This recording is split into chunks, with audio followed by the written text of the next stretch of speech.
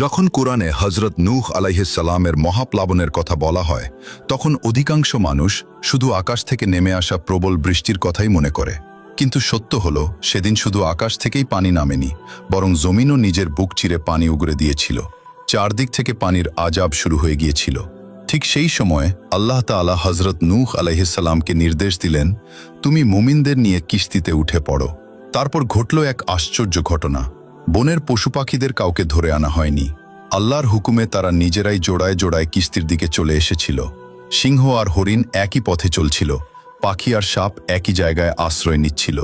সেদিন আল্লাহ তাদের ভয় ও হিংস্রতা থামিয়ে দিয়েছিলেন। কিস্তি শুধু পানির উপর ভাসছিল না, বরং আল্লাহর রহমত ও হেফাজতে চলছিল। এ সময় হজরত নূহ আলাইহিসসালাম দূরে দাঁড়িয়ে থাকা নিজের ছেলেকে ডাকলেন, হে আমার সন্তান, আমাদের সাথে কিস্তিতে উঠে পড়ো। কিন্তু সে অহংকার করে বলল, আমি পাহাড়ে উঠে বাঁচব। নূহ আলাইহিসসালাম বললেন, আজ আল্লাহর আজাব থেকে কেউ রক্ষা করতে পারবে না, শুধু সেই বাঁচবে যার ওপর আল্লাহ রহম করবেন। হঠাৎ এক বিশাল ঢেউ বাবা ও ছেলের মাঝখানে এসে গেল, আর সে ডুবে গেল।